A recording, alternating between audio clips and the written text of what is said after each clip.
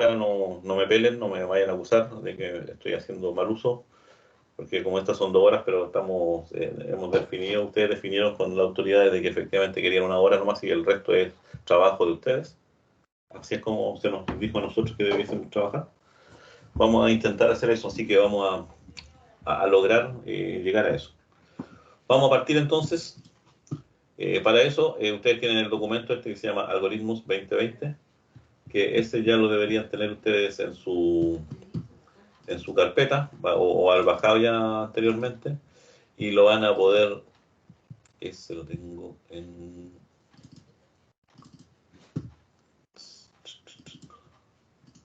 No está ahí, bueno, no importa. Ya, lo abrimos de acá. Me gusta bajarlo nomás porque así ocupo menos espacio. Vamos a trabajar sobre este concepto. El concepto básico, fundamental, que vamos a trabajar nosotros. Palabra mágica y la palabra que a mí me van a escuchar decirla, pero hasta el cansancio, algoritmos. No confundir, como me dijo una vez un estudiante hace mucho tiempo atrás, que esas eran cosas de matemática, porque los logaritmos se estudian en matemática, me dijo.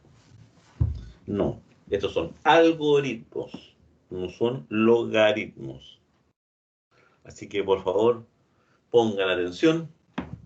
Aquí va a estar la base. Nosotros ya tenemos nociones en nuestra cabeza de lo que son los algoritmos, porque todo lo que yo les pedí que hicieran en Scratch, sin haberles explicado nada, es herramienta, qué cosa hacer con la herramienta, pero no les dije nada que lo que estaban programando y que ustedes estaban construyendo esos algoritmos. Y tienen que haberse dado cuenta que no es tan simple.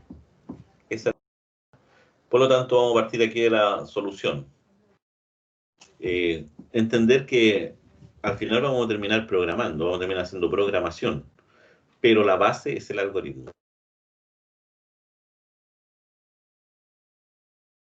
No, la programación parte más atrás. La programación parte en el momento en que a mí me plantean un problema. Yo tengo un problema y a partir de ese momento comencé a programar. Por lo tanto, la programación no es solamente lo que piensa la gente, que es sentarse a digitar. Eso es el 20% del trabajo. El 80% restante, que es lo más importante, se hace fuera del computador solamente pensando, analizando y estudiando. Eso es programar, por si acaso. Por lo tanto, cuando digan, no, si yo no soy programador, para estudiar programación hay que ir al CFT 2 años y allá estudiamos programación. No, ellos estudian una parte de la programación que nosotros la vamos a denominar la codificación. Pero la programación, que es lo más importante, no es cosa de 1 año, sino que requiere harto tiempo de maduración. Por lo tanto, si ustedes leen el documento acá, dice el diseño de la solución a la medida de nuestros problemas requiere, como otras disciplinas, una metodología. Yo lo que voy a tratar de explicarles acá, sin entrar a una definición tan rigurosa de la metodología, es repetir hartas veces lo mismo de tal forma que ustedes eso lo internalicen. Cuando resuelvo un problema, esto es lo que debo hacer. Así es como debo enfrentarme. Así es como lo hace un ingeniero. Así es como lo hace cualquier ingeniero, no solamente el informático ni el industrial. Todos los ingenieros se enfrentan a problemas. Recuerden que, ¿qué es lo que hace un ingeniero a todo esto, en realidad? Ya pasaron por el ramo de instrucción de ingeniería, ¿cierto? ¿Qué es lo que alguien me puede definir? ¿Cuál es la labor del ingeniero? ¿Para qué está en la Tierra el ingeniero? Solucionar problemas mediante la lógica. ¿Para qué?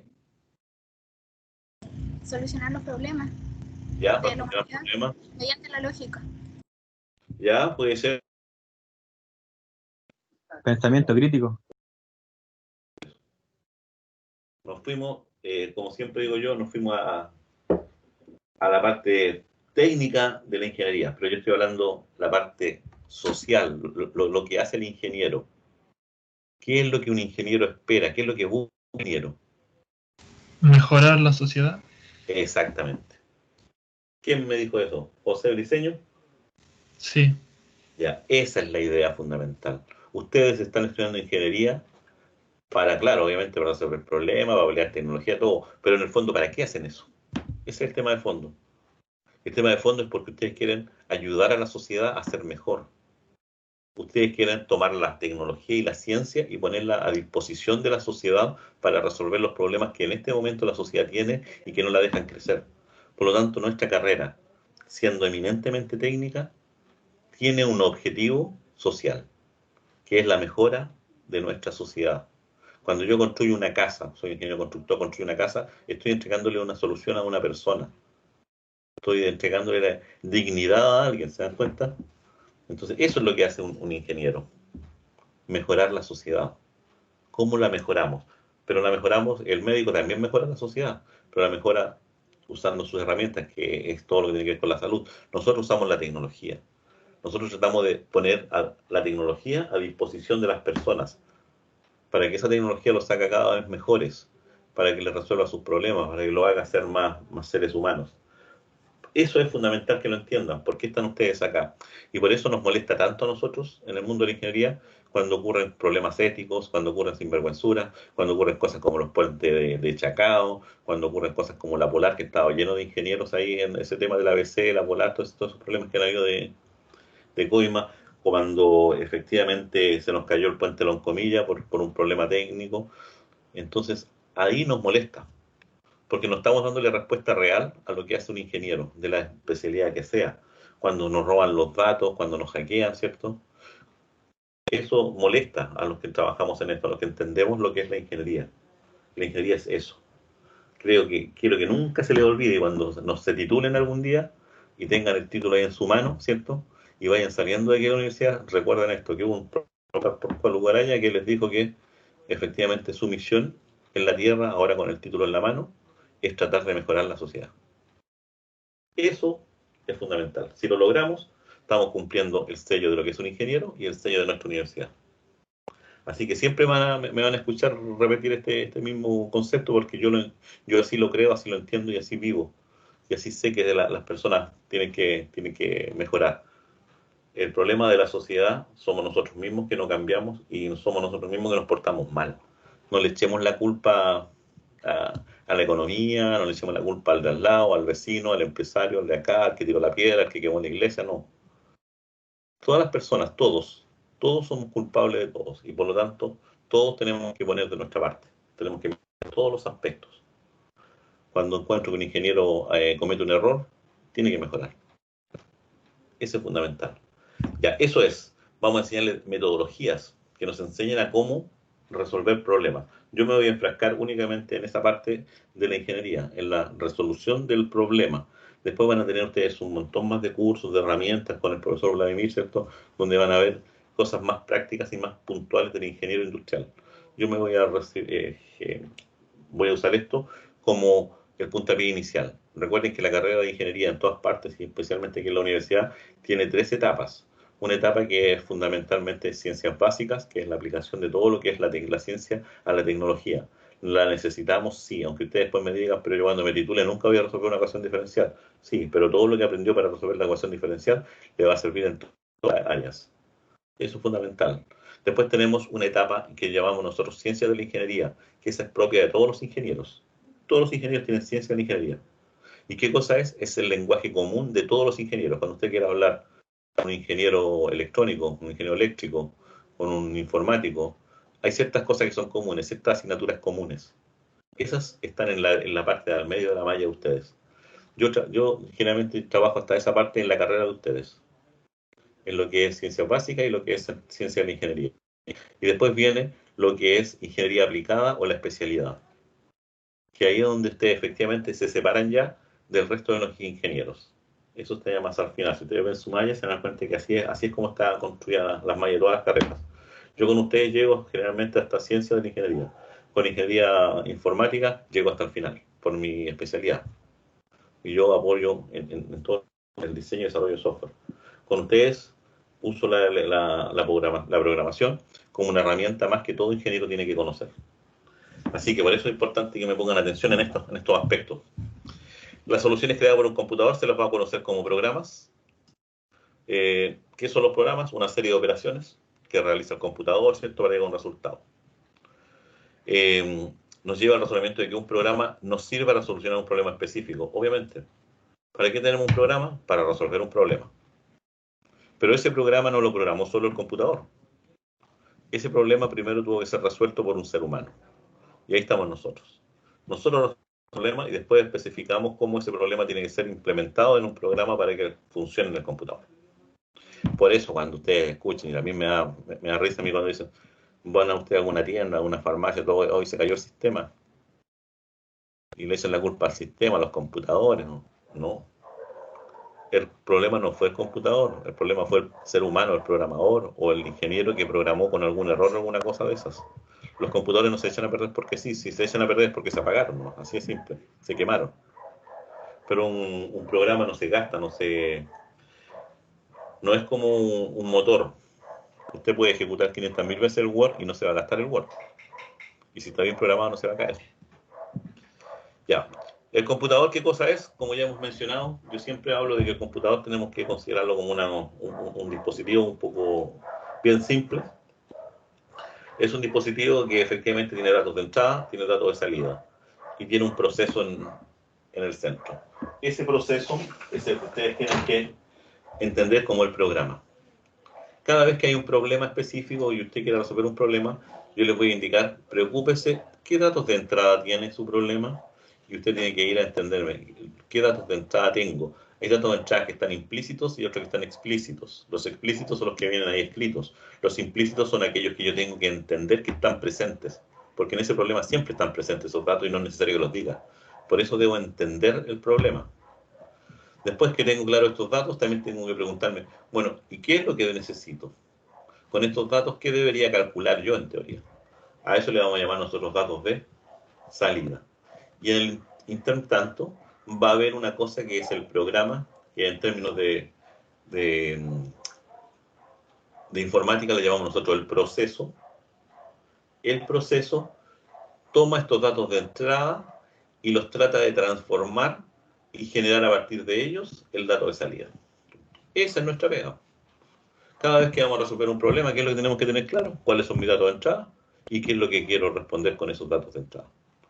Si este proceso, esta descripción de la transformación entre datos de entrada, datos de salida, no me da lo que yo quiero, es muy probable porque usted en su proceso no está entendiendo el problema. Hay una máxima en lo que es metodologías para la resolución de problemas que indica que si usted no puede resolver un problema es porque no está entendiendo el problema. No es porque sea difícil, nada por el estilo. Y por lo tanto, si usted no puede resolver un problema, ¿qué es lo que tiene que ir? Más atrás y volver a reiniciar, volver a estudiarlo, a repasar los datos de entrada, a ver desde una perspectiva distinta el problema, porque no lo está entendiendo. Es que no entienda el problema. Es cosa de decir cómo vamos a transformar los datos. Se ve simple como eso, pero eso así es realmente. Cuando usted esté resolviendo una ecuación y no la pueda resolver es porque efectivamente no entendió lo que tiene que hacer. Cuando tiene que estudiar primero y después ponerse a resolver las cosas. Es lo que siempre también le pedimos a nuestros estudiantes. Antes de sentarse para una prueba a hacer ejercicios, primero entienda la materia. Si no entiende la materia, por mucho que haga estos ejercicios, no basta, no lo va a hacer.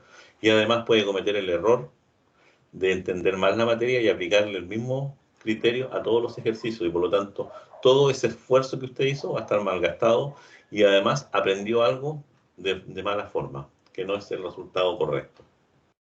Entonces, siempre centrémonos en esto. Este es nuestro problema. Aquí vamos a hablar de lo que es un programa y que es un conjunto de instrucciones, que son las que yo tengo que escribir, escritas en algún lenguaje de programación. En algún lenguaje de programación. ¿Cuántos lenguajes de programación existen? Muchos. Ustedes conocieron uno, que en realidad es un lenguaje de programación de entorno gráfico, que es el Scratch.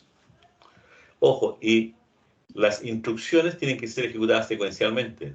¿Ustedes se acuerdan cuando construían en Scratch poniendo una instrucción sobre la otra? Porque así es como funcionan las máquinas, de manera secuencial, no de manera paralela. Nosotros hablamos en términos secuenciales, no en términos paralelos. El cerebro humano procesa las cosas en paralelo. El computador no puede. Y cuando digo yo, en realidad no es que no pueda. Nosotros conocemos, el que usted tiene en su casa, en su escritorio en este momento, es un computador que no puede pensar, entre comillas, si consideramos que cuando está trabajando el computador está pensando, no puede pensar en paralelo, solamente piensa en secuencial, una cosa a la vez. Eso ténganlo más que claro. A eso le llamamos nosotros arquitectura o máquinas de von Neumann, por si acaso. El lenguaje ¿Qué cosa es? Es una serie de símbolos, palabras, letras, lo que ustedes quieran, dibujos, que sirven para transmitir uno o más mensajes. Esos mensajes le denominamos también ideas, entre dos entidades diferentes. A la transmisión de mensajes, nosotros le vamos a llamar comunicación. Por lo tanto, para que exista comunicación, y es por eso que aquí cuando un profesor habla ahora en modo online, yo digo que sí, se está hablando, pero a veces no hay comunicación. Y no es porque se cayó la red. Yo sé que en este momento los que están aquí en la pantalla tienen con su red, me están escuchando todo eso, pero no hay comunicación. ¿Por qué? Porque no hay una transmisión de mensajes entre ambos lados. Habla un puro lado nomás. Eso es un concepto que hay que ir dominando. En el mundo de la ingeniería se habla mucho al respecto. Entre los lenguajes, ojo que tenemos acá, lenguajes.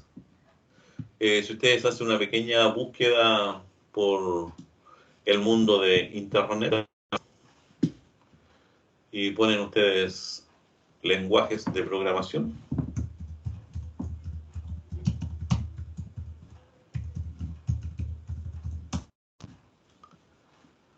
aquí hay varios, los lenguajes, había una página que decía todos los lenguajes que existen. ¿Cuántos lenguajes existen? ¿Cuántos lenguajes de programación existen? Estos son los lenguajes de programación, hay una página para todo.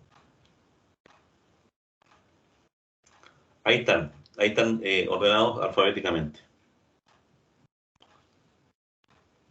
No existe 1, 2 o 3, por lo tanto, cuando alguien erróneamente quiere aprender a programar y centra su esfuerzo en un lenguaje solamente de programación, está equivocado. Lo que tiene que centrar su esfuerzo es en el algoritmo, es en resolver el problema. Después veamos cómo se hace el problema o cómo se puede llevar al computador en algún lenguaje específico. Aquí tenemos hartos lenguajes, ustedes los pueden mirar. De hecho, aquí está el lenguaje ADA. ADA. Este lenguaje estaba construido en honor a Ada Lovelace. ¿Se acuerdan la parte de la historia mencionada esa? Que ayudó a nuestro amigo Babbage, que es otro lenguaje. Ada, lenguaje de programación. Dónde se usa, quién lo usa. Y generalmente es un lenguaje de programación que está más orientado a la defensa. Fue diseñado bajo el encargo del Departamento de Defensa. El Departamento de Defensa del Ministerio de Defensa de Estados Unidos. Y todavía se sigue usando. Es muy interesante ese lenguaje. Y aquí están todos los lenguajes que ustedes se les puede ocurrir, miren. Para todo. Todos los lenguajes son específicos para ciertas cosas. Por ejemplo, su compañero ayer en la mañana le preguntaban, profe, pero ¿por qué hay tanto? ¿Qué diferencia hay? En realidad, el perfil, hacia dónde apuntan, hacia qué tipo de problemas yo puedo resolver de una manera más rápida con estos tipos de lenguaje. Es decir, me entrega más herramientas para poder visualizar el problema. Esa es la idea. Por ejemplo, les digo yo que aún siendo uno de los lenguajes más antiguos que hay, el lenguaje Fortran es el lenguaje que aún se usa en los observatorios astronómicos.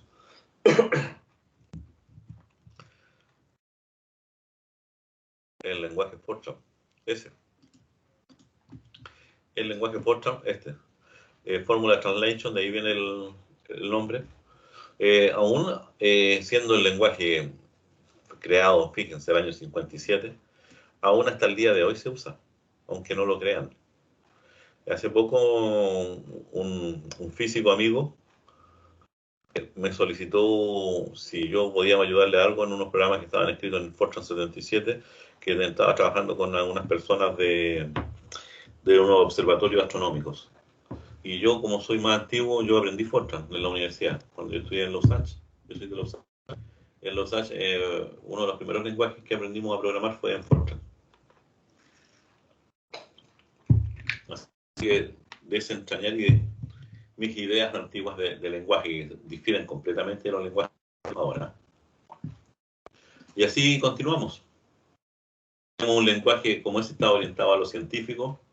También tenemos lenguajes que están orientados ya más al mundo empresarial, al administrativo, como lo quieran llamar. A, E, I, O. ¿Dónde está el COBOL? Este que está acá. Ese es el otro antiguo, de la misma época del año 59. Dice Common Business Oriented Language, lenguaje común orientado a negocios. Este es el que usaban las empresas. De hecho, en los bancos y en Chile, aún que ustedes no lo crean, aunque los bancos digan que son entidades que están a otro nivel por las acciones que hacen en tecnología, no les creo mucho. Porque muchos bancos aún tienen todos sus datos en este lenguaje. Y eso es complicado. Aunque ahora es bueno porque estos lenguajes, como son tan antiguos, ya la gente ni los conoce, por lo tanto es muy difícil que los hackeen. Así que, pero yo también tuve que echarle mano un tiempo a COBOL. Y después vinieron todos los otros lenguajes, y después ya vino el BASIC, el Pascal, y hasta que llegamos a nuestro nunca bien ponderado lenguaje C, que este es el lenguaje, este es el idioma oficial de los informáticos. Este lenguaje. Ustedes no lo van a ver, no nos interesa que lo vean ustedes como industriales, pero los informáticos hablamos en C. Este es nuestro idioma. Y el informático que no maneje el lenguaje C, lo echamos de la comunidad. Y en el caso de ustedes, vamos a trabajar con Python. ¿Por qué Python? Porque Python es un lenguaje orientado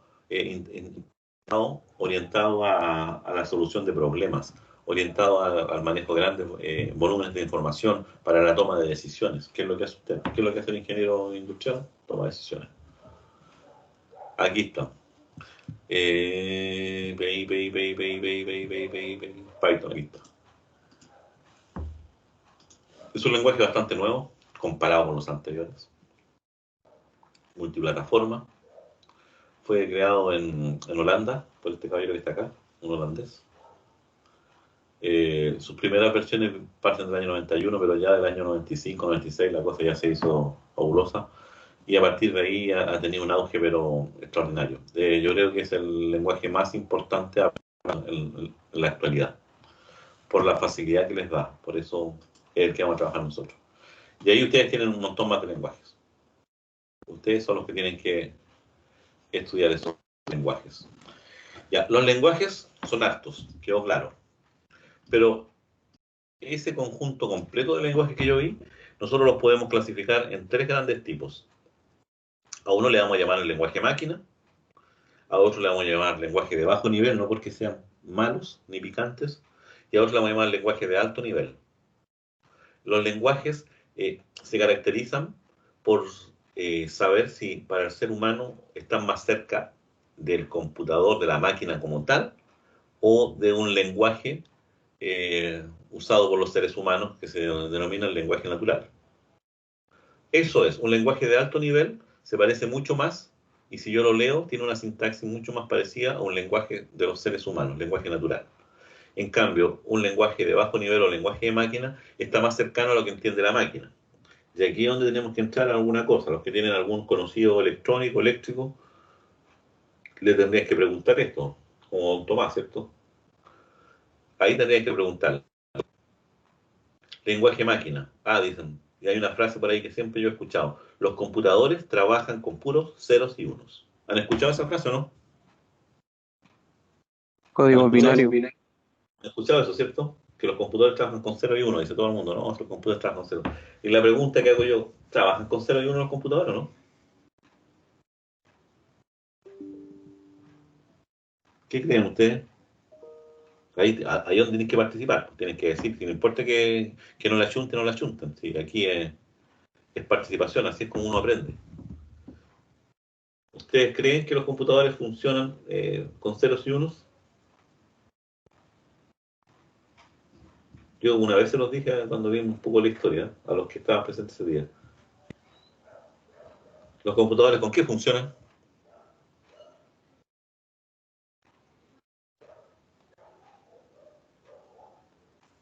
¿Alguien que diga algo?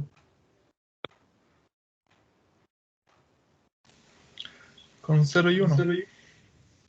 Ya, ustedes, don José Briceño dijo que funcionan con 0 y 1. ¿Alguien más está de acuerdo? Yo sí, igual, profe, con 0 y 1 es como la base de los computadores, ¿no? Ya. ¿Quién más? ¿Quién fue el que me dijo eso?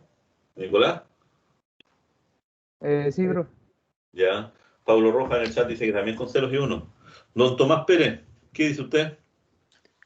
También que con 0 y 1. Ya. Y si le pregunta a alguien, ¿tiene alguien conocido que se maneje un poco en electrónica? ¿O en electricidad? Sí, pero no tan profundamente. Ya. ¿Y qué tal si yo le digo lo siguiente? Los computadores no trabajan con ceros y unos.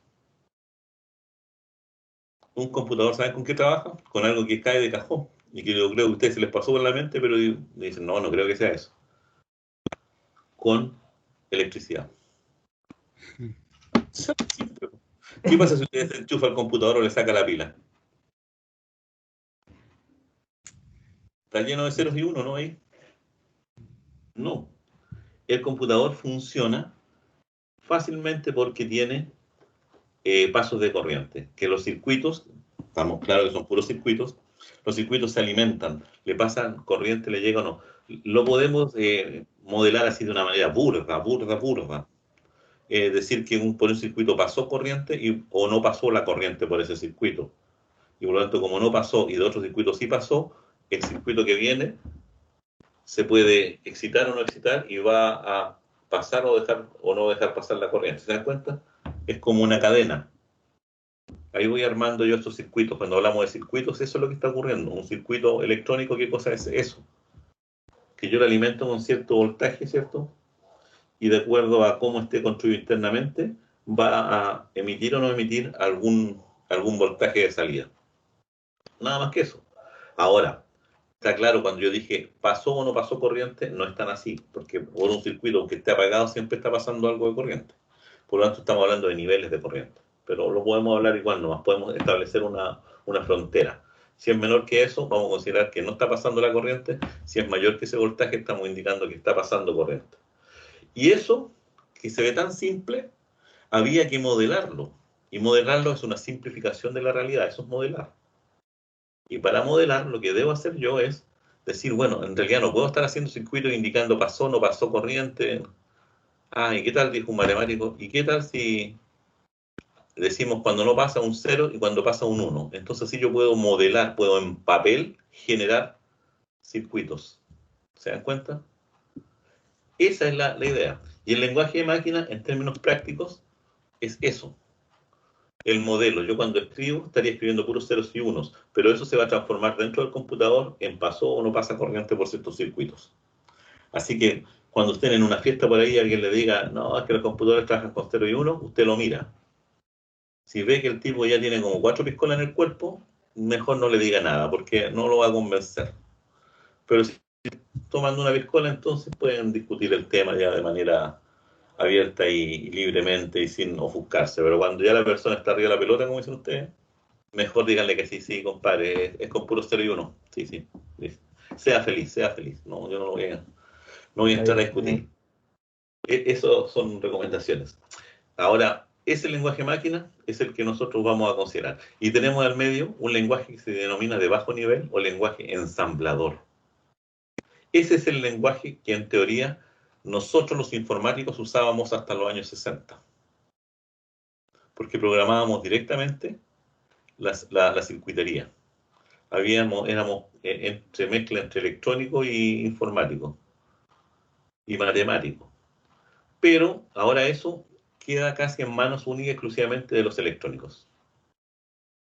Cuando ellos diseñan un circuito, ellos van a programar a bajo nivel, a nivel de ensamblador. Lo que vamos a aprender nosotros es a nivel de alto nivel. Así que esa es la idea por si acaso. Tenemos esos tres. Ustedes pueden buscar ahí y ver cómo son.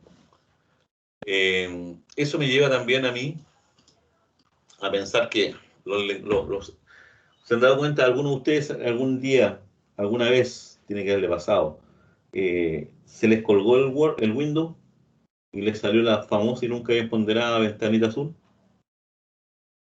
O más conocida como la pantalla de la muerte. Sí, bro. Sí, profe. Sí, Siempre me pasa. ¿Saben qué se llama? Y pasa seguido a veces, ¿no? Pasa seguido. Sí. Ya, eso es un problema de pantalla de la muerte. Ese es el problema clásico de Windows, una cosa así como esta, ¿cierto? Cuando salen cosas así. Pero miren eso que está ahí, justo por suerte, dicen error OE, dos puntos, o sea, perdón, 0E, 016F, dos puntos, BFF9B3D4. ¿Qué es eso? ¿Es chino? ¿Eso es o no es binario? No, no es binario. Eso se denomina que está escrito en un sistema de numeración hexadecimal o código hexadecimal. Nuestro mundo funciona en código decimal.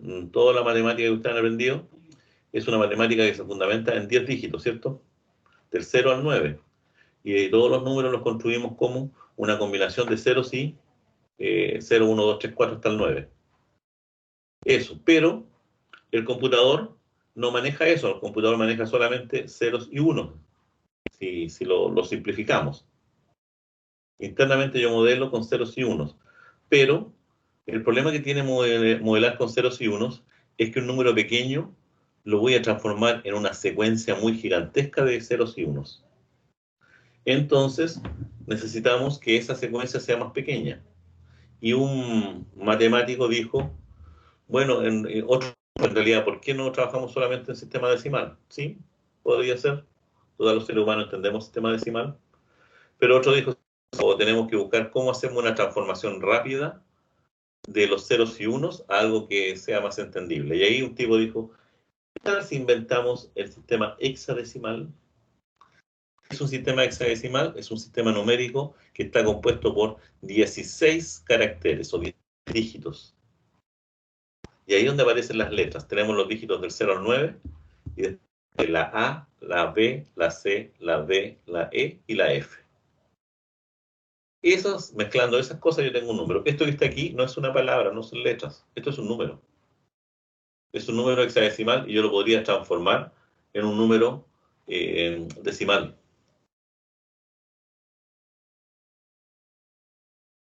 De hecho, este que está acá, 0E, es el 14.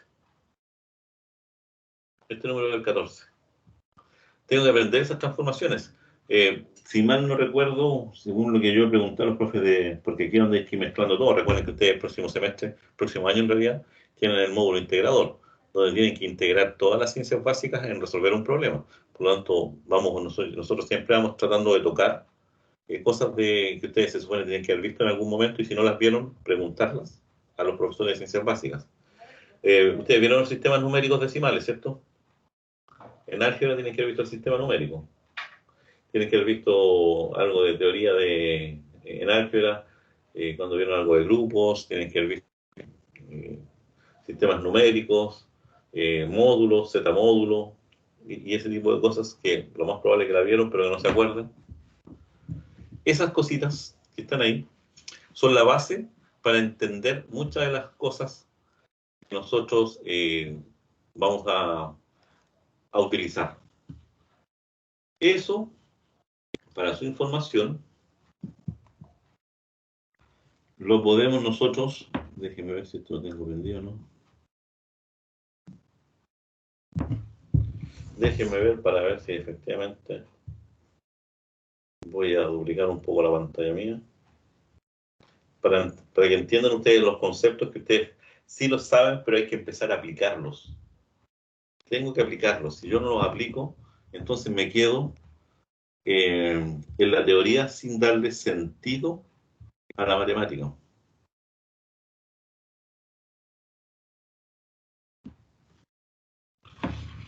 Ya. Voy a tratar de explicarles algo rápidamente aquí en esta tablet para rayar, porque en la mañana lo tuve que hacer en papel, pero no es predicción.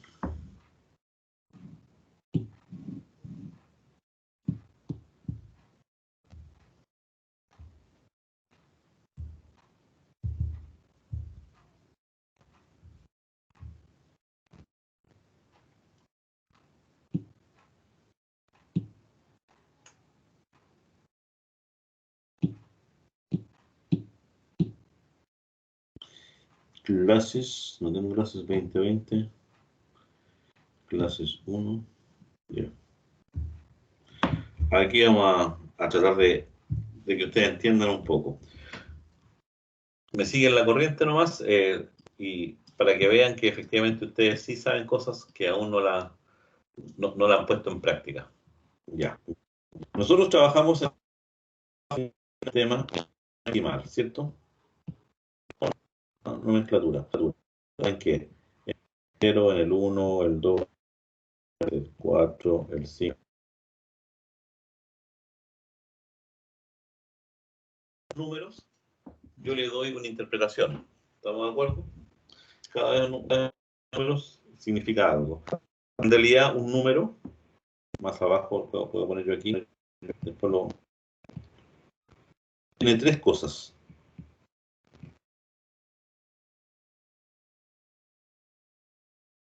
Le denominamos a veces. Tiene un significado.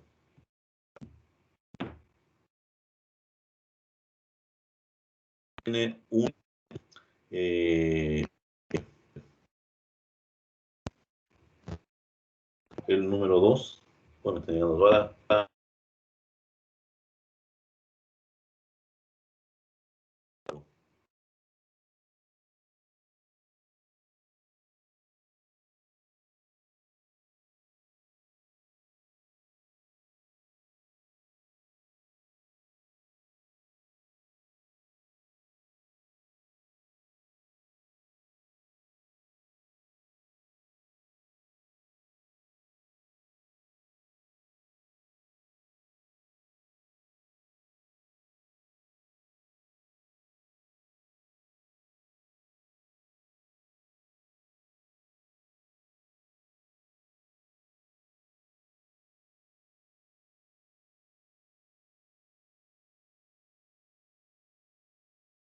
Profesor, no se escucha.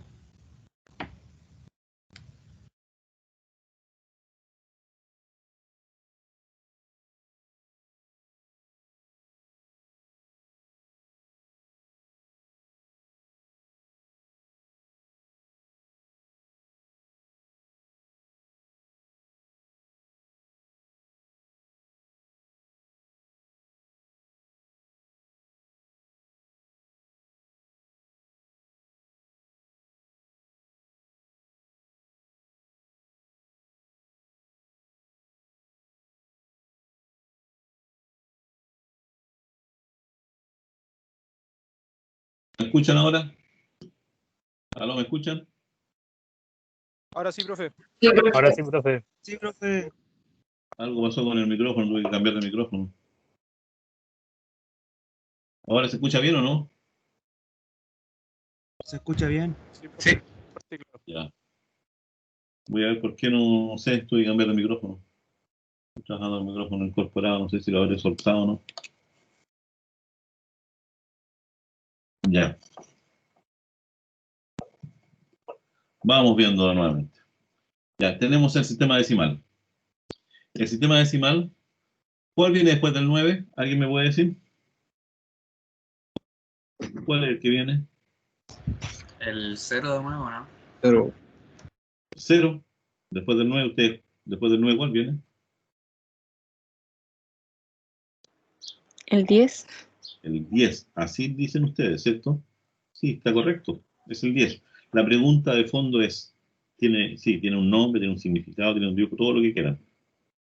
La pregunta de fondo es, eh, ¿por qué después del 9 viene un 1 con un 0? ¿A quién se le ocurrió? Se pusieron de acuerdo los matemáticos y dijeron, ¿saben qué? Después del 9 vamos a partir por el 1-0 y le vamos a llamar 10. ¿Fue así? ¿O, o creen que hubo otra cosa más de fondo? ¿Qué creen ustedes? ¿Esto terminó o no? Sí. Vamos a cerrar esto porque...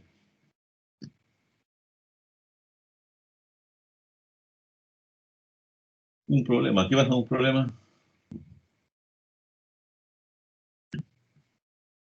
¿Qué creen ustedes? Yo les voy a contar después, porque si entienden esto, van a entender después los Son binarios. combinaciones. Sí, pero combinaciones así al azar. No, pues del 0 con todos los demás, después el 1 con todos los demás números, después el 2. Sí, pero ¿por qué el 1? ¿Por qué no partimos del 0 si aquí partimos en el 0? ¿Por qué no partimos con 0, 1, Porque 0, 2? la primera combinación era 0,01 y eso es 1 porque el 0 está a la izquierda. Ya, pero ¿es Después, porque una combinación nomás así normal? ¿O hay otra cosa más de fondo? Por el valor que tiene el 1. ¿Qué significa el 1? O sea, singular, una cosa. Miren lo siguiente. Si yo les digo a ustedes, ¿cuánto es 2 más 3? ¿Cuánto es? Todos saben que es 5, ¿cierto? ¿Estamos todos de acuerdo en eso? Sí. Ya. El 2 estoy aquí. Sumarle 3 significa desplazarme hacia la derecha. Desplazarme, ¿cuántas unidades? 3 unidades. 1 unidad, 2 unidades, 3 unidades. ¿Dónde quedé posicionado? En el 5. Eso es sumar en este mundo. Pero como solamente tengo 9 dígitos, el problema sucede. ¿Qué pasa cuando yo digo 9 más 1? 9 más 1. Estoy en el 9. Estoy aquí en el 9. Debo desplazarme una unidad a la derecha, pero en teoría no existe nada. ¿Hacia dónde voy? De aquí. Entonces, aquí vienen lo que dicen ustedes, lo cíclico, el por qué se genera esta combinación. A 9 más 1, entonces lo que debería ocurrir es que yo debo volver al inicio. 9 más 1, y quedo parado acá.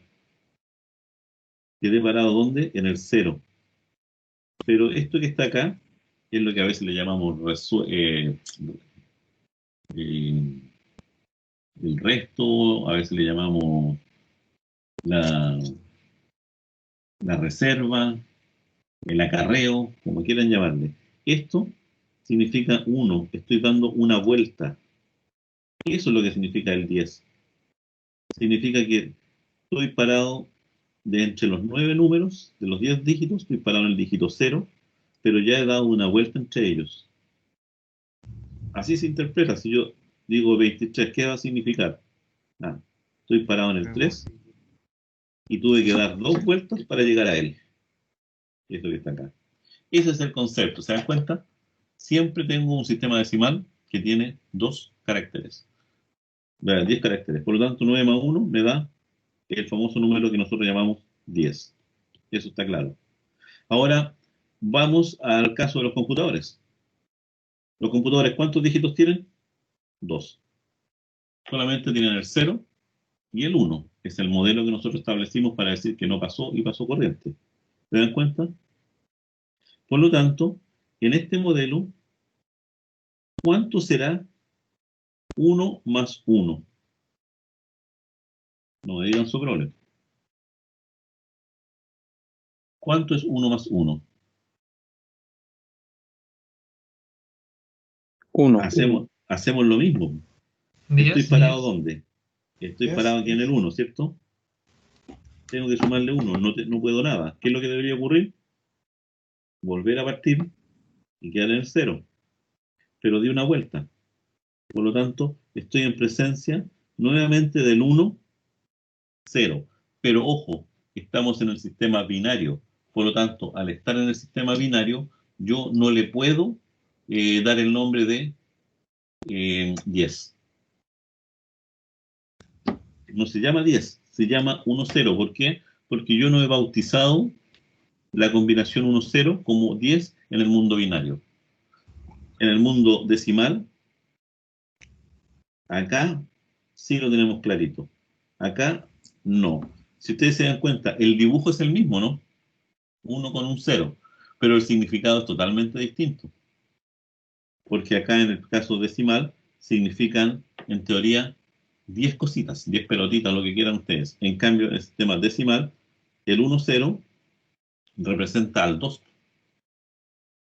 ¿Se dan cuenta? Para representar el número 2 necesito 2 dígitos. En cambio, en el otro basta con tener el número 2, ¿no? Esa es la idea. Por lo tanto, yo puedo escribir los números, transformarlos, cualquier número de base 10 a base 2. Y es bastante simple. Si a ustedes se les ocurre alguna cosa, como si algún día me preguntan, por ejemplo, el 14. El 14 que está en base 10, me dicen, profe, ¿cómo se escribe en realidad en el computador el 14?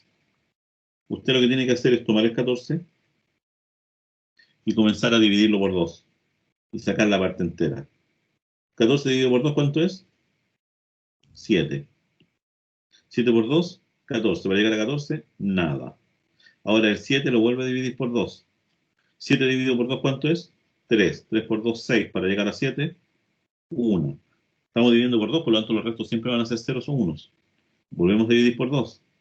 3 dividido por 2 da 2. 2 por 1, 2. Para llegar a 3, 1. ¿Puedo seguir dividiendo por 2? No, porque tendría que sacar decimales. Ahí paro. ¿Cómo construyo el número? Los considero a partir del último resultado, los restos. Y voy generando el número en este orden. Por lo tanto, 14 en decimal correspondería a 1, 1, 1, 0 en el mundo del computador. ¿Se dan cuenta como un número que tiene dos dígitos lo tengo que transformar en uno que tiene 4 dígitos? Y así es como la cosa se me empieza a complicar. Y por lo tanto, ¿yo qué es lo que podría hacer? Si estoy en el sistema hexadecimal, en el sistema hexadecimal voy a tener 0, 1, 2, 3, 4, 5, y me va a faltar espacio. Así que lo vamos a achicar un poco. Si no, me voy a quedar sin espacio. 0, 1, 2, 3, 4, 5, 6, 7, 8, 9. No le puedo poner 10 porque sería una combinación de los dos anteriores. Por lo tanto, pongo la A, la B, la C, la D, la E y la F. Ahí están los 16 dígitos. Y aquí va a ocurrir lo mismo. ¿Qué pasa si yo les digo ahora F más 1? ¿Cuánto da? La misma historia. Estoy en F, le sumo 1, tengo que ir acá. Queda en 0 y en el 1. Por lo tanto, F más 1 es el número 1, 0. Tampoco le puedo decir 10 porque no pertenece al mundo de los 10. Del mundo de los decimales. Y esa es la historia de por qué funcionan los números así. De hecho, en la mañana un compañero de ustedes me preguntaba qué significaban ciertas cosas, ciertos números. Y a mí me pareció interesante que él me lo mencionó, me mandó una foto incluso para decirme, profe, ¿qué significa esto? Dado que estamos conversando justo este tema de los números.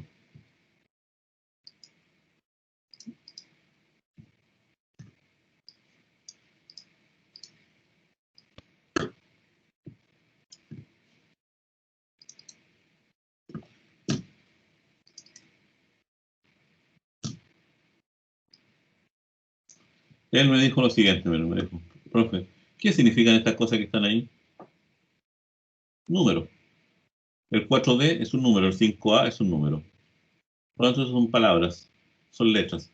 ¿Dónde voy a poder yo descubrir qué significan esas cosas? Usted tendría que ir tranquilamente y buscar acá una tabla ASCII.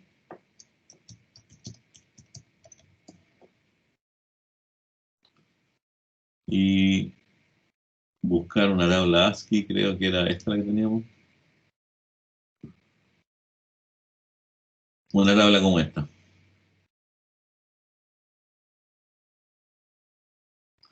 Esta tabla ASCII aquí tiene conversiones, decimal, hexadecimal, octal. De hecho, tu compañero decía 4D, 5A. Usted busque aquí qué es lo que significa el 4D. 4D es la letra M. Y el 5A, usted lo busca acá, corresponde a la letra Z. Y así empieza a decodificar eso. Eso se lo digo para que tenga más o menos claro el tema. Y eso es el tema numérico ahora. Por lo tanto, ahora yo podría inventar sistemas en base 4, en base 5, en base 10, con los símbolos que yo quiera. ¿Tengo claro esta idea? Sí la tengo clara. Ese es el cuento. Yo podría definir un sistema en base 4, por ejemplo, podría decir asterisco, media luna, cuadrado, círculo. Este sería el equivalente al 0, al 1, al 2 y al 3. Esto es base 4. Y aquí yo podría decir ahora cuánto es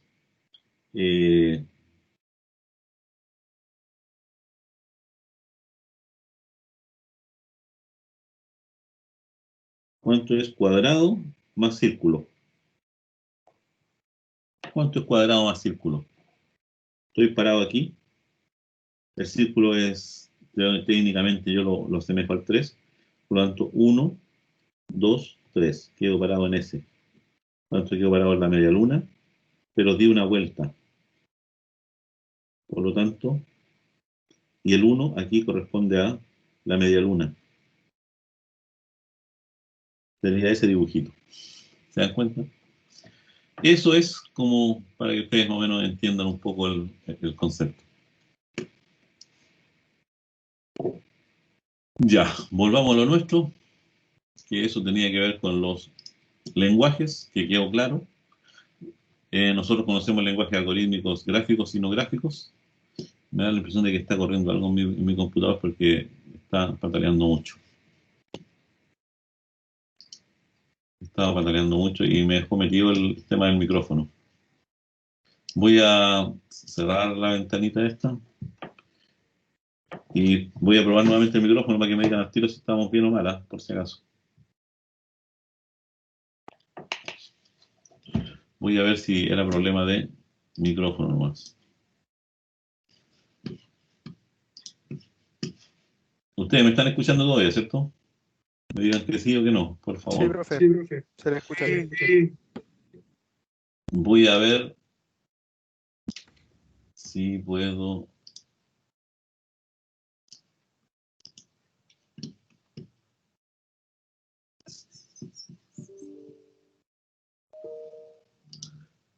Configuración. Voy a volver al micrófono antiguo y ahí me dicen si se escucha o no, por favor. Si no se escucha, me mandan ahí, me batalean al tiro.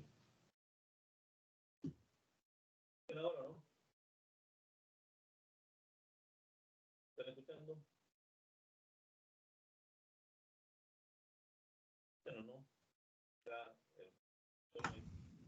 Se escucha como si estuviera súper lejos, profe. ¿Ahora me escuchan bien? Un poco mejor. Sí, hay algo raro, tenés que reiniciar la máquina parece porque estoy con el micrófono, el bueno, el micrófono de cerámica. Y estaba con el otro micrófono ahora, estaba con el micrófono de la máquina. Voy a volver al micrófono nomás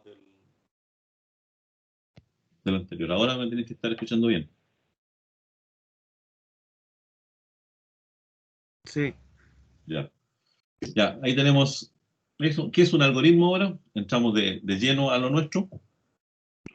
Un algoritmo no es más ni menos que una serie de pasos que yo organizo para dar respuesta a un problema. Y que si yo sigo siempre esos pasos, voy a encontrar solución al problema. Eso es un algoritmo. Dicho de otra manera, son los pasos que yo debo dar para poder resolver el problema. Se ve tan simple la definición. La definición esta viene de un matemático árabe que se llama Al-Khwarizmi, por si acaso, que enseñó a resolver las ecuaciones de primer grado, pero dando un método. Eso es lo que estamos tratando de generar allá. Un algoritmo es una serie de pasos organizados que describe el proceso que se debe seguir para dar solución a un problema específico. Eso es un algoritmo, una serie de pasos. Y es lo que hicieron ustedes con el Scratch. Con el Scratch estuvieron ustedes desarrollando una serie de pasos, ¿cierto? Organizados, ustedes se dieron cuenta que si se movía uno antes que el otro, queda la escoba. Los pasos tienen que ser organizados de acuerdo a ustedes, como ustedes lo habían establecido, para poder resolver el problema. Esa es la idea fundamental. Eso es un algoritmo. Y en las etapas tenemos muchas etapas. Yo las voy a mencionar acá, ustedes las profundizan en el mismo documento. Primero tenemos la definición del problema. La definición del problema es que tengo que entender claramente en qué consiste mi problema. Después debo pasar a una etapa de donde analizo el problema. Y analizar es lo contrario a sintetizar, por si acaso. Analizar significa tomar un problema y descomponerlo en sus subproblemas, que esa es la metodología que nosotros vamos a usar siempre ahora. Tomamos un problema grandote y trato de visualizar los subproblemas y me enfoco en cada uno de esos subproblemas para poder resolverlo. No resuelvo el problema entero, sino que trato de partir mi problema en varios pedacitos que sean obviamente autosustentables y cada uno se pueda ser considerado como un problema en sí. Y después resuelvo ese problema. Y a ese problema a lo mejor le puedo aplicar el mismo procedimiento nuevamente. Volver a ver si dentro de ese problema aún puedo detectar más problemas y separarlos. Voy haciendo lo que le vamos a llamar después el refinamiento sucesivo o una aproximación a la solución. Eso es hacer un análisis del problema, es descomponerlo en sus partes. Y ahí en el análisis nos preocupamos de los datos de entrada, los datos de salida, qué operaciones debo hacer para poder transformar los datos de entrada en datos de salida, todo ese tipo de cosas las hacemos ahí en el análisis del problema. Una vez que tengo analizado el problema, tengo entendido cómo funcionan las partes, cómo se comunican entre ellas, paso a la etapa que llamamos nosotros el diseño del algoritmo. Es decir, escribo los pasos necesarios que yo debo dar para poder resolver un problema. Esa es la idea. ¿Cómo voy a transformar los datos de entrada en datos de salida? Lo escribo. Para escribirlo podemos escribirlo de manera algorítmica, podemos escribirlo como texto, podemos como glosa, podemos hacer un dibujo, podemos hacer un esquema. En esta primera etapa a mí no me preocupa cómo ustedes quieran escribir el algoritmo. Vuelvo a repetir con eso. Son ustedes los que tienen que pensar. Vuelvo a repetir, la solución del problema no está en el profe, no está en su compañero, está en su cabeza. Y usted tiene que ser capaz de ordenar su cabeza y tratar de transformar lo que tiene usted en sus neuronas en el papel. Y cuando hablo del papel, efectivamente al papel, ni siquiera al computador. Me voy a un papel, a una hoja y anoto lo que tengo que hacer. Inicialmente lo puedo anotar así con pasos. En el primer paso tengo que determinar si el número es par. En el segundo paso tengo que saber cuántos números son. Tercer paso, una vez que tengo listos los números, los voy a sumar. Y cuarto, si la suma de los números era mayor que 1000, entonces digo que está correcto. En caso contrario, voy a decir que está errado. Voy anotando los pasos, se dan cuenta de la secuencia que yo quiero. Algo similar a lo que hacían ustedes en Scratch cuando iban montando un bloque sobre otro bloque. Eso es fundamental. Eso es lo que ustedes deberían siempre tener claro ahí. Después que tenemos claro esa secuencia de pasos, yo voy a lo que le llamamos la codificación y a lo que muchos erróneamente le llaman la programación. Y la programación es todo esto. Estas 7 etapas es lo que se denomina la programación. La codificación, que es donde yo transformo mi algoritmo, es decir, mi secuencia de pasos, como yo la escribí en un gráfico, en un dibujo, en una glosa, en un poema, en lo que ustedes quieran, como lo hayan escrito, pero ahí está. Eso después lo tengo que transformar a un lenguaje de programación. Y eso le llamamos nosotros la etapa de la codificación. Es decir, codificar, ¿qué significa? Transformar el mundo real en algo que pueda entender el computador. Y ahí entra el lenguaje, ahí entra Python, en el caso nuestro. Antes que eso, no me interesa el lenguaje, no me interesa nada. Lo único que me interesa es que usted sepa decirme cuáles son los pasos en sus propias palabras, en sus propios términos, pero ordenados. Que le eché un garabato de repente el problema y lo anotó ahí con garabato, sí. Esta cuestión está por cuál hay que hacer esto. No importa, usted lo entiende. Eso obviamente no lo va a entregar después. Después lo va a depurar y va a decir, rayos, este problema me complicó. Y una cosa así. Pero cuando uno resuelve el problema, anoto nomás. Después codificamos, después nos vamos al tema de probar y depurar, probar con todos los casos posibles.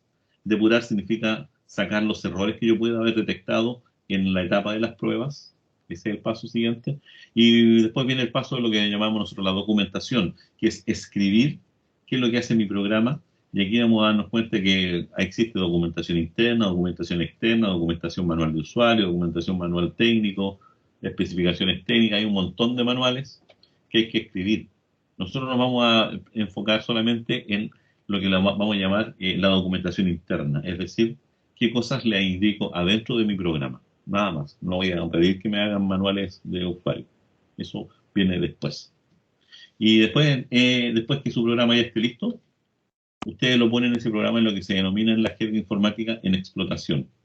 Cuando su sistema o su programa está en explotación, puede ocurrir que surjan errores, puede ocurrir que alguien quiere agregar algo que no tenía, y eso le llamamos nosotros la etapa de mantenimiento. Y en el mantenimiento vamos a darnos cuenta que hay dos tipos de mantenimiento, igual como lo hacen a los autos. Mantenimiento preventivo y mantenimiento correctivo. El preventivo es cuando yo voy a revisar para ver si algo está fallando. Y el correctivo es cuando ocurrió un error y debo mejorarlo. Esas son todas las etapas que yo debo desarrollar. Todas estas etapas y tal como se las expliqué yo, están acá.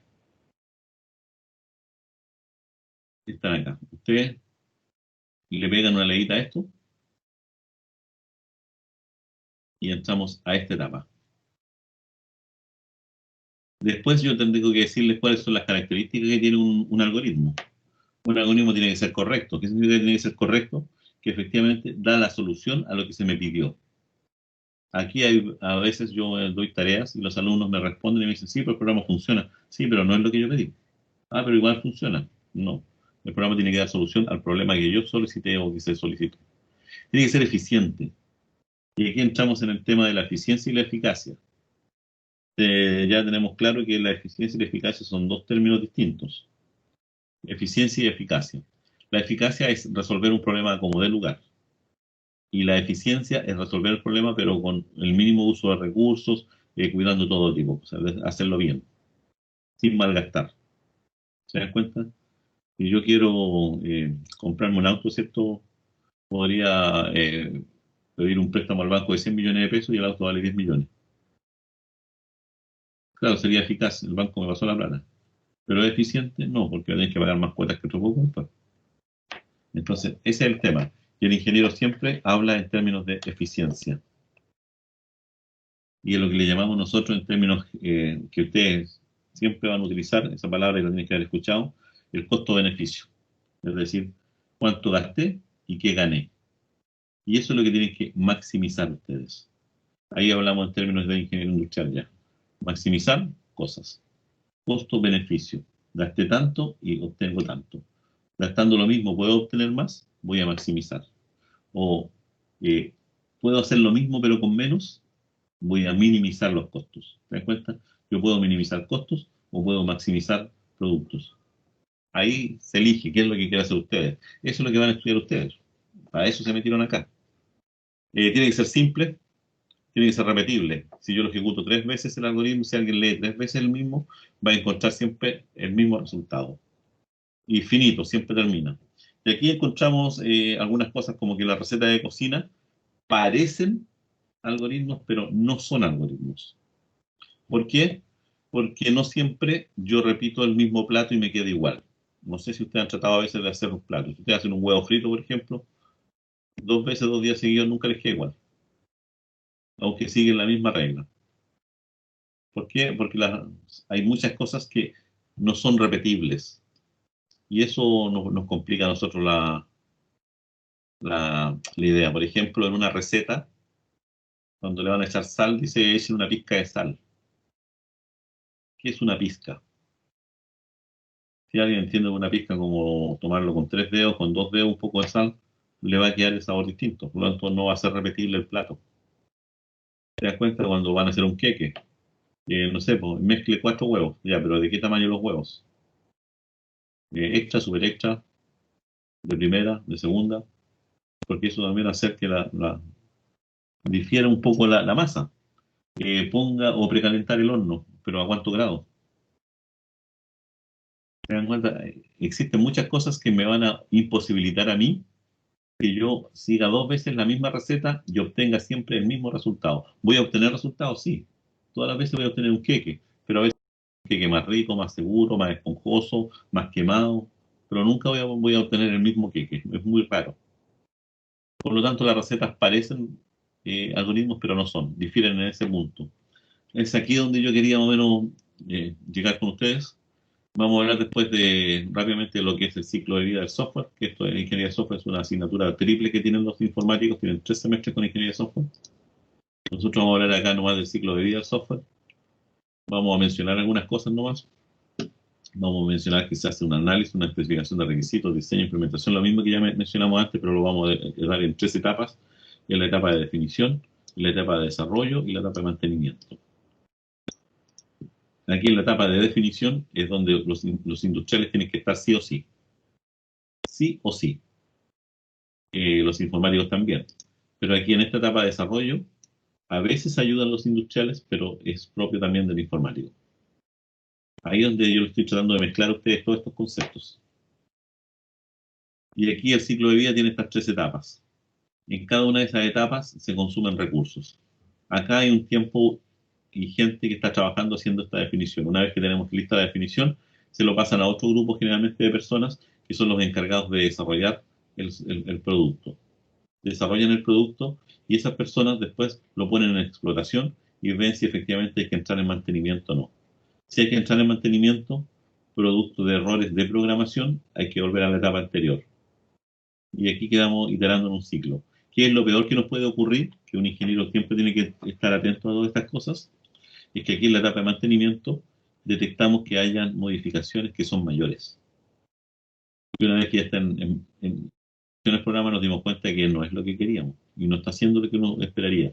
Y en ese caso deberíamos volver acá a la etapa primaria. ¿Y eso qué significa en términos de HH o hora hombre? Que perdí plata aquí, perdí plata acá y perdí plata aquí. Y tengo que volver a hacer todo de nuevo. ¿Qué creen ustedes que le ocurre al jefe de proyecto en esta etapa cuando pasa eso? Que generalmente es un ingeniero industrial. ¿Qué creen ustedes que le va a pasar a ese ingeniero? ¿Tienen algo? ¿Tienen alguna palabrita? Lo despiden. Exactamente. Lo van a serruchar. Por eso es fundamental que conozcan esto, pero también sepan de esto y de esto, para saber que lo que ustedes hagan acá, efectivamente, va a rebotar acá y va a rebotar acá. Así que ahí el ingeniero se va para la casa. Si es acá, efectivamente, si el jefe de proyecto es industrial, efectivamente, el jefe de proyecto puede ser un industrial, un informático, lo que sea, pero si ocurrió acá, es el que hizo el análisis, hizo un mal análisis. A partir de un mal análisis, nunca va a quedar un buen desarrollo. Y como el desarrollo puede quedar muy bien, pero no es lo que querían. Por lo tanto, volvemos acá. Ahora, si aquí en la etapa de desarrollo me doy cuenta que hay fallas, es menos grave, porque iteramos aquí en corto. Pero cuando damos la vuelta completa, significa que si pasamos 4 meses, tuvimos 4 meses pagando a gente en estos 4 ambientes, y toda esa pega no sirvió para nada. Y por lo tanto, cuando salga el producto a la venta, vamos a tener que agregarle estos costos. Y el producto va a salir más caro, y por lo tanto a lo mejor vamos a estar fuera de mercado porque hay un producto parecido que vale mucho menos. ¿Se dan cuenta cómo todo esto va chocando? Ahí cuando vean ingeniería económica y contabilidad van a empezar a hablar en esos conceptos. Esa es la idea. Ya, eso es lo que yo quería mencionarles y quería hacer una pequeña demostración nomás de hasta dónde podemos llegar nosotros con el desarrollo de software para que queden tranquilos. Voy a mostrarles una pequeña aplicación nomás de qué es lo que me gustaría que al final, en algún día, en algún momento de nuestro mundo, nosotros pudiésemos trabajar con ustedes y entender lo que es el procesamiento de datos. Hay una serie de bibliotecas que las vamos a estudiar en nuestro mundo de cuando pasemos a cosas como esta que van a ver ustedes acá. Esto es para motivarlos en realidad, ¿eh? Cuando vayamos acá, esta es una aplicación que lo que hace es detecta objetos en tiempo real. Objetos que están siendo leídos por la cámara o a partir desde un video. Es un programa bastante chico que utiliza bibliotecas. Usa bibliotecas de TensorFlow, que son las bibliotecas que usa Google para hacer todo lo que es inteligencia artificial. Vamos a trabajar en cosas como esta, vamos a entender qué significan cada una de estas cosas. Se ven difíciles de entender, pero son simples. Esta es una aplicación bastante interesante. ¿Por qué se las menciono? Porque aquí uno puede determinar el poder de cálculo. Imagínense lo que es procesar un video. Este programa lo que hace es que trata de reconocer 80 objetos distintos en el video o lo que esté analizando. 80. ¿Se dan cuenta? 80. Estos son las cosas que puede reconocer. Personas, bicicletas, autos, motos, aeroplanos, buses, tren, camiones, botes, traffic lights, eso, los semáforos. lo que ustedes quieran. Botellas. Vamos a poner vamos a poner aquí en español para que vean que uno puede trabajar en estas cosas. Eso es lo que hace este programita, detecta video. Voy a ejecutarlo y ustedes van a ver que efectivamente, como un computador como el que yo tengo, que es un computador un i5 con 8 GB de RAM, con disco estado sólido, que se ve bastante bueno, pero cuando voy a procesar datos, se me pone lento. Muy, muy lento. Vamos a cambiar primero de ambiente. Todas estas cosas que yo le estoy aquí apreciando es para que ustedes se vayan familiarizando.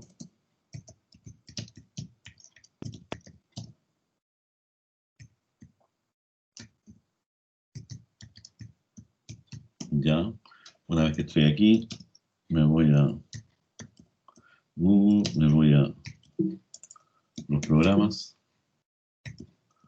me voy a detección.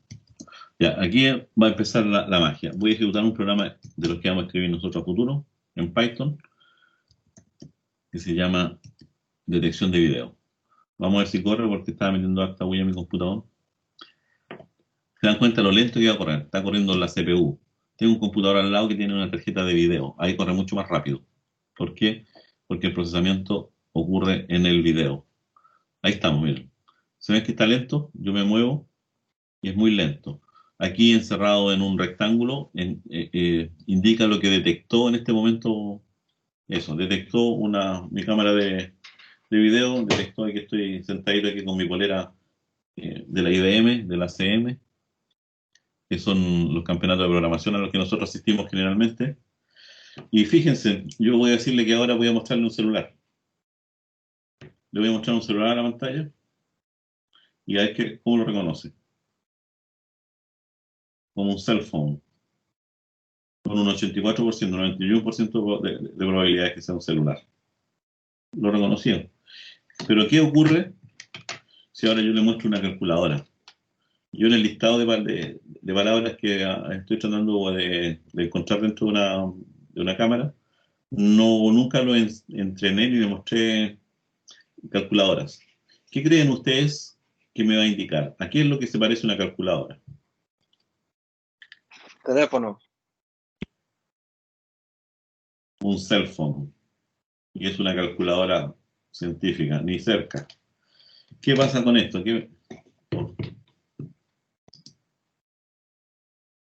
Se cayó el programa.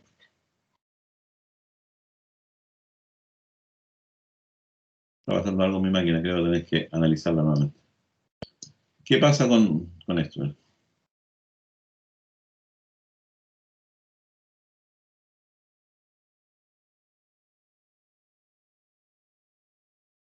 No logra reconocer que es una botella. Ahí la puse de lado, reconoció botella. Pero una botella más chiquitita. Ahí reconoce una botella.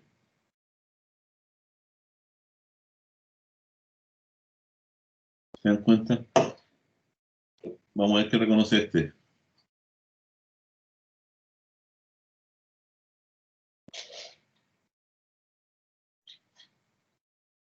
Esto es una pipa. Una banana. Jamás lo entrené para este tipo de cosas. ¿Se dan cuenta? A eso quería yo mencionarles.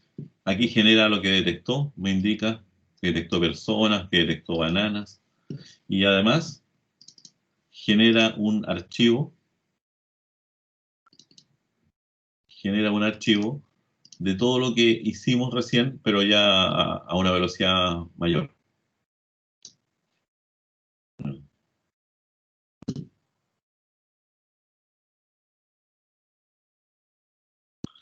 Todo eso se logró con un programita chiquitito de análisis de datos.